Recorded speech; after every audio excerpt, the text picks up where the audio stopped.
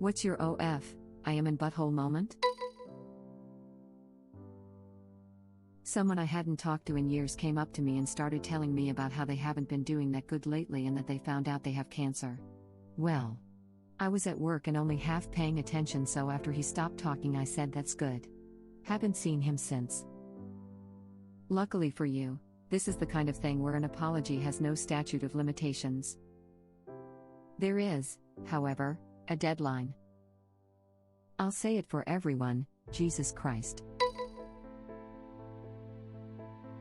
Years ago I went into a hot topic, and as I was at the register, the girl working started telling me about all the new Metallica shirts they had gotten. For some reason, I told her I wasn't really into wearing band shirts anymore, which was mostly true, and even though I didn't mean to, it came out sounding really snobbish. At the time, I thought her reaction was kind of strange, even accounting for my accidental condescension. Shortly after I left the store I remembered I was wearing a Nin shirt. You made a crafty retail job writer that day. I was driving down a road and a lot of people were honking and yelling at me on the street. I got angry and flipped a bunch of people off and honked back. At the end of the street I saw a one-way sign and realized I was going in the wrong direction. The other day I was tailgating behind a car that was tailgating another car doing half the speed limit. I wondered why they didn't honk them, so instead I was about to honk a few times, but something in my subconscious told me to wait. The person between me and the slow driver changed lanes, so I got a good look of a big rear window, with flowers? The car is also super long. Oh. It's a hearse. It's going slow, to be careful with the body and flowers. Oh my god, I was so glad I didn't honk. First time I ever honked at anyone, a left turn arrow had turned green and the car in front of me wasn't going. Being young I waited a good 5 seconds before I did a quick double honk. Not half a second after that, an ambulance comes screaming through the intersection. I don't know if they saw it or heard it before I did, or both, but I felt like such a dumbass/butthole. In early high school, late 90s, so if you got a girl's number it was the house number. I called the girl's house and her dad answered. She was out, but I noticed his speech was a bit slow and slurred. Next day at school I mentioned I had called, and asked if her dad had been drinking. Well, turns out he didn't drink much since his stroke. Still feel awful about that. Okay, but what about your relationship with that girl? Were you still friends after, or did she hate you for saying that? We were good friends throughout high school and occasionally catch up. She now has a really beautiful family of her own and is kicking ass. I had a similar one. Told a friend I didn't want to hang out at his house because of his dad's drinking. Didn't realize how hurtful that was at the time. I was drunk at a pub and shouted for the band to play Free Bird. They stopped in the middle of the song they were playing, started up Free Bird and called me up on stage to sing it. I froze, forgot all the lyrics and made an absolute ass of myself. Props to that band though. That right there makes me never want to shout Free Bird when I am drunk now. Makes me want to quit drinking. Haha. This reminds me of a time I saw the band Taking Back Sunday when they were supporting their first album. They were opening for Brand New and were just getting a following, so there were probably only 500 people there. Someone in the crowd yelled the name of a song, and in a mostly silent venue the guitarist said to the dude, "Chill, we only have 11 songs, we will get to it." High school me would have killed to go to a Brand New / Taking Back Sunday show. I once saw a cover band whose lead singer, anytime someone shouted Freebird, would flip them off and go, "There you go, it's free." Laughing my butt off, that's brilliant. Wow, what a great power move. And hey, at least you had the guts to try.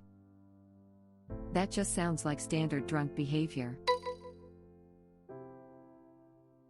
I was making fun of an old guy I'd seen outside our school at a basketball tournament to some friends in the locker room. He looked and talked like Farmer Fran from The Waterboy. Turned out to be the dad of one of the guys I was talking to. Still can't even think of that movie without it bringing up endless amounts of shame. At my former job, my boss was looking out the window and saw this guy get out of his car and head towards out front door. Boss says out loud, "Oh man, look at this toothless redneck." Coworker says, "That's my father-in-law." Boss told me later that'll teach me, and face palmed. Coworker wasn't mad, He agreed Phil looked like a hick. I was at a friend's house in school and one of the other girls said, "Oh my god, there's a guy walking up your driveway. He looks like a child molester." We all go to the window to look. It was my dad. He walks awkwardly cause of a spinal problem and was older than most of my friends' dads. That was embarrassing, to say the least. I wouldn't have been embarrassed, I would have been pissed as F. I wish I had that conviction at 14, huh? Instead I was just nervous about kids at school using that to bully me. To be frank, some 14-year-old kids are real buttholes. That's a valid thing to be nervous about. I was a senior in high school and was waiting for my dad to pick me up. At the time, I was also the head student athletic trainer. As my dad pulled up in his 1971 Ford Galaxy with a big old V8 engine, and this was in 1992, a couple of freshman football players commented, "Hey, I wonder whose dad is driving the Uncle Buck Mobile." I turned around and glared and said mine. They realized who it was and quickly shut up. It was kind of awesome, and my dad got a kick out of it. That's a sick car though? Who hates classics? They weren't classic back then, they were just old. A modern-day example, a kid bullying another kid because the other kid's dad still drives a V8 Oldsmobile Aurora from 1999. Dumb 14-year-old boys? I learned how to drive in that car and loved the power in that engine. When I went to college, I ended up with a 1980 Ford Granada with a V8 in it. My dad was a mechanic, so we didn't have the newest cars, but they had good engines. Broke up with my first girlfriend who was really attached to me, just by ignoring her. I feel so bad. I was just a kid, but that was a harsh treatment. I did the same. She literally had to run after me one day to ask if we should break up. I really suck at conflict, but what an ass thing to do. She was an amazing person too. I was on the receiving end of this. Had a nervous breakdown and was hospitalized. My boyfriend at the time ghosted when he found out. When I came out of hospital, I had to go to his work at a bar to ask him if we were really done and why. I wasn't causing a scene. But he said I was bothering him and threw me out. And made security, who I thought was a good friend of mine, not let me back in. Our mutual friends seemed to have no problem with any of it, and one said I wasn't welcome anywhere until I was healthy again. Thing is, I really didn't do anything insane. I calmly asked him what had happened and that I needed closure. And asked if we could talk properly at the end of his shift. I was so devastated by it all I had to get on a plane a few days later and fly to my parents' country. I've never felt so alone in my whole life. "What's your name?" I asked. "Shara." Trying to be playful. "Oh cool, like Sarah with a lisp." "I have a lisp. My name is Sarah." "Oof." My dad has a friend named Waymond. He doesn't have a speech impediment, and his name isn't Raymond, but it usually takes him a while to straighten this out when he first meets people, especially on the phone. A. Why would parents do that to a kid? B. Does he not just say my name is Waymond? Like Raymond with a W? I feel like that would clear it up pretty quickly. "Sure, Mr. Raywund, what can I do for you?" I laughed an obnoxious amount over this comment. "I love you." Similar, a friend of mine and I are setting up a board game. He misplaces some tokens, I correct it. Shortly after that, he misplaces some other tokens. What's wrong with you? Are you colorblind? He, yes. That was the moment that I remembered. I knew that he is colorblind. It happened some years ago. I still tend to randomly apologize. Not that it helps. 2 years ago we celebrated New Year's Eve. During fireworks my daughter asked why it all explodes in different colors. I tell her that it is because of different metals and stuff inside the firework. Then I try to remember which ingredients are used for which color, but I can't remember. However, I knew that friend of mine has a PhD in physics, he should know. Okay, I never thought that this would blow up. Thanks for the upvotes, and to answer to 2 types of comments. 1. It is all good between the two us. He wasn't angry about it in the first place. I am the one who is embarrassed by his own carelessness. He is relatively good at noticing colors, however if lights change and therefore the shades change it will mess up his perception. It was the first time we played that game in that specific room, Therefore, he didn't realize that his memory of how the tokens appeared to him didn't help. Had this moment with one of my former co-workers because he was in charge of resetting our pillow wall at work. Me, who set this? This doesn't even work him, I did. But I'm colorblind, so me, are you? Well, that makes sense now. Setting this must have sucked him. It did. Thankfully he took it in stride and we had a nice conversation and trivia game about what different colors looked like to him versus me. Still kind of feel like a dick though. Edit, by pillow wall I mean a wall of decorative pillows for sale. We worked in a home decor store. I hope that clears up some confusion. I used to work with a guy who was colorblind, but he wouldn't just come out and say it.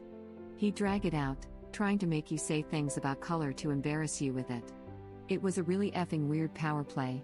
For example, when I was explaining the difference between certain products, I mentioned the yellow box.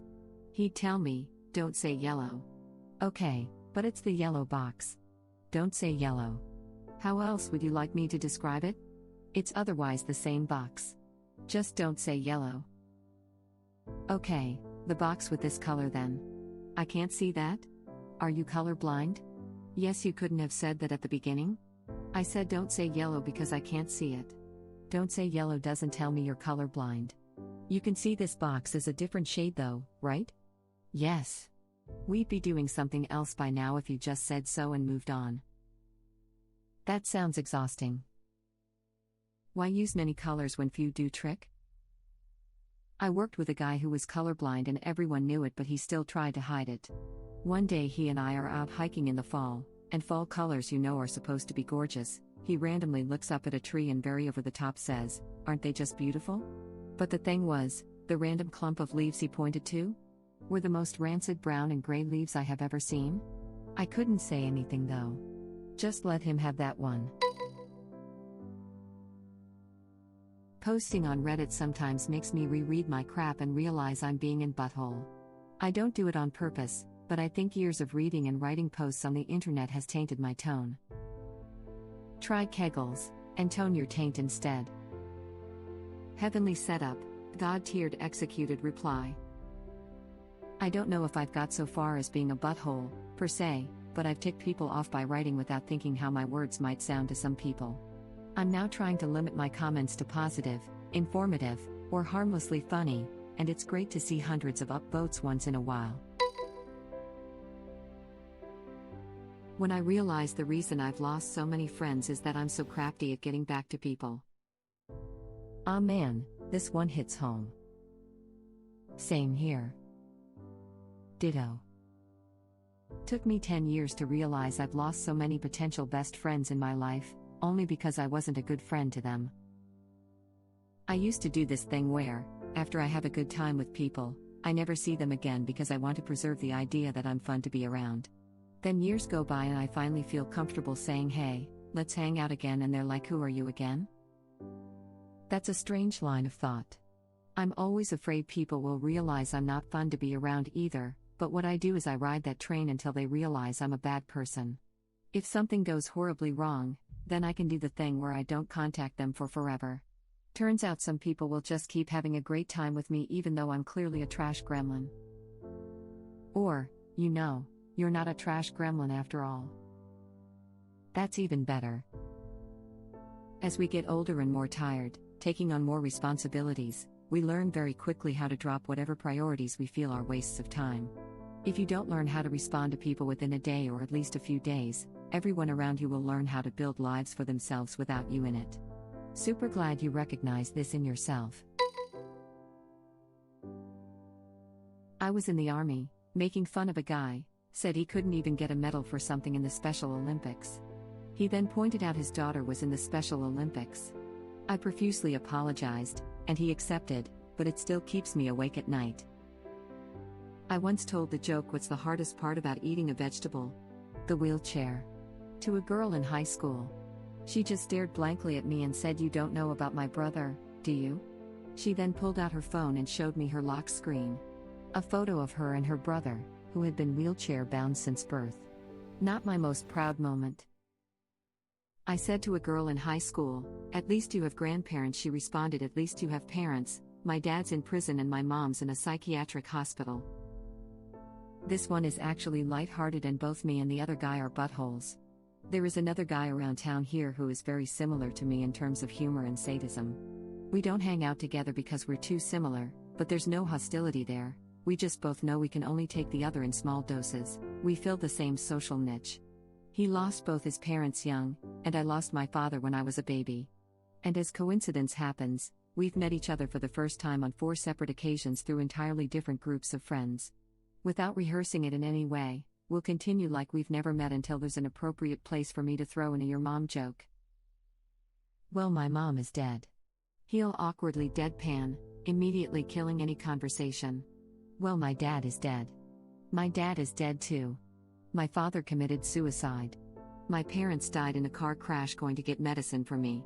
My dad shot himself because he didn't want to have a son. The tension in the room is always so thick you can cut it with a knife. Then we both crack up while everyone else goes WTF? We've done this 3 times in the past 8 years and it's been hilarious every time.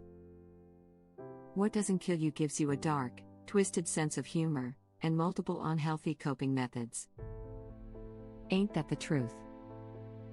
I'm glad you apologized and seemed to learn from your mistake. I am very close with many people with disabilities. Typically we expect people to be uneducated and say rude things, but what matters is if people learn from their mistakes. Thank you for watching. If you like our videos, please like them on YouTube. And share them with your friends. Please subscribe to be the first to know about Red Rabbit Reader's new videos. We welcome your comments below. Another of our videos will begin shortly.